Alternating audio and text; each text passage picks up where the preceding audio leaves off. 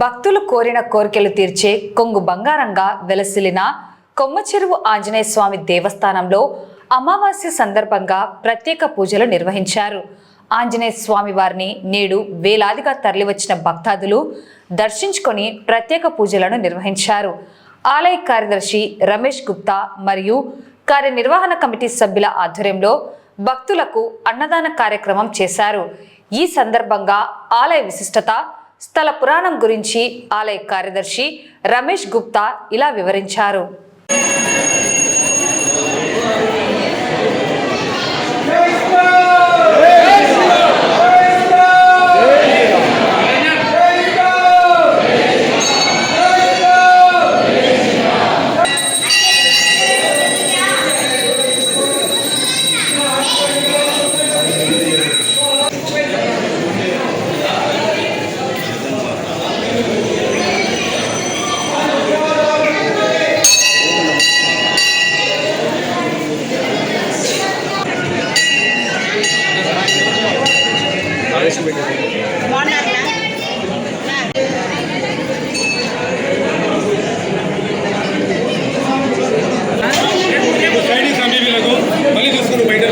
శ్రీ కొమ్మచెరువు ఆంజనేయ స్వామి దేవస్థానం ఇది.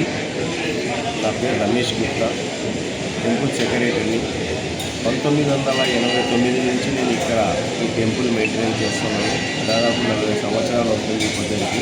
ఈ కొమ్మచెరువు ఆంజనేయ స్వామి అనేది ఇక్కడ ఒక చెరువు ఉన్నది. ఈ చెరువు వచ్చేసి కొమ్మ ఆకారంలో ఉండేవాడు. అంటే మన చెట్టు కొమ్మలు ఎలా పోతాయో అలా పోయినవాడు ఈ చెరువు. దానివలన కొమ్మచెరువు ఆంజనేయ స్వామి పేరు వచ్చింది. ఈ కొమ్మచెరువు ఆంజనేయ స్వామి దేవస్థానము మా గురుగారైనటువంటి రామోన్ శర్మ గారు 1985-86 సంవత్సరంలో ఇక్కడ కాలువలో ఒక పండితుడు టీచర్గా పనిచేసేవాళ్ళు. ఆ ఊర్లో వాళ్ళు వచ్చి కొద్దిగా ఇక్కడ ఆంజనేయ స్వామి గుడి ఉంది, పూజ చేసేవాడిని అని వాళ్ళు పుచ్చుకొని వచ్చి అలా వాళ్ళు ఒక 6 నెలలు సంవత్సరం పూజ చేసుకుంటే వాళ్ళ యొక్క కోరికలన్నీ నెరవేరిపోయాయి. మా గురుగారికి ఆయనకు ఒకసారి ఆంజనేయ స్వామి స్వప్నంలో కనపడి నాకు ఇక్కడ గుడి కట్టిందని అడిగినారు.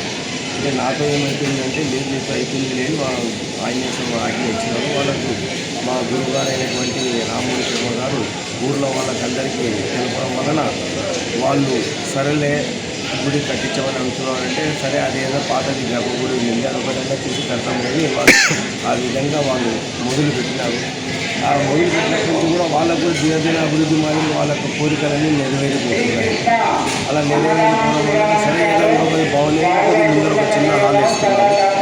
అట్లా ఈ కొమ్మచెరువు ఆంజనేయ స్వామి ఏమంటే ఉత్తరముఖం ఆంజనేయ స్వామి. ఈ ఉత్తరం అనేది చాలా అరుదు.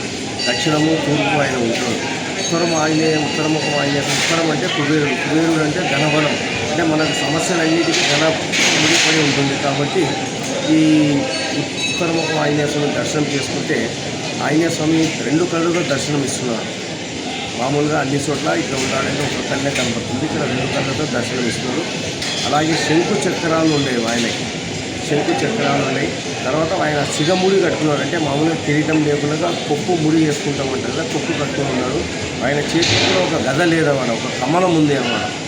ఇన్ని ప్రత్యేకమైనటువంటి ఆంజనేయ స్వామి, ఈ ఉత్తరముఖం ఆంజనేయ స్వామి చాలా అరుదు.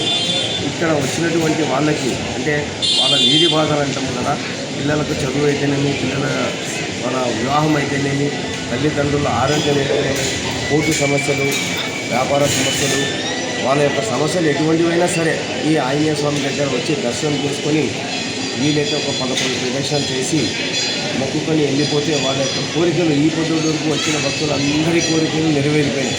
లేదు అంటే ఆంజనేయ స్వామి ఎక్కడ లేడు చెప్పండి, మన ఇంటి పక్కన ఆంజనేయ స్వామి ఉంటుంది. ఇక్కడికి ఇంత దూరంలో ఎందుకు వస్తున్నారంటే మనం తిరుపతి ఎందుకు ఎలా వెళ్తామో అక్కడ ఒక స్థలం యొక్క ప్రభావం అట్లా. అలాగే ఇక్కడ కూడా ఈ ఆంజనేయ స్వామి స్థలం యొక్క ప్రభావం అటువంటిది. ఇక్కడ ఆంజనేయ స్వామి విగ్రహం వెనుకల ఒక పుట్ట ఉన్నది. ఈ పుట్టకి ముందర ఒక 40 అడుగుల 100 అడుగుల దూరంలో ఒక పుట్ట ఉన్నది.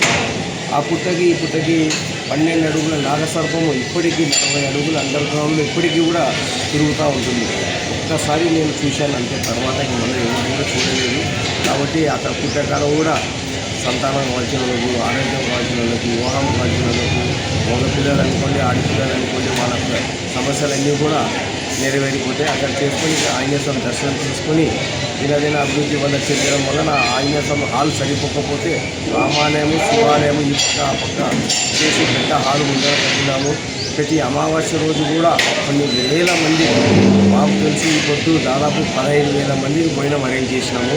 ప్రతి అమావాస్య రోజు కూడా ఇట్లా భోజన కార్యక్రమం జరుగుతుంది. ఇదంతా కూడా దాతల యొక్క సహకారంతోటిగానే చేస్తున్నాము. ఇది ప్రైవేట్ టెంపుల్, గవర్నమెంట్ ఏం లేదు. వచ్చిన దాతల సహకారంతోనే ఇన్ని వసతులు కల్పించేస్తున్నాము. కాబట్టి ఎవరైనా ఇంకా వచ్చి దర్శనం చేసుకొని పోవాల్సిందిగా కోరుతున్నాను.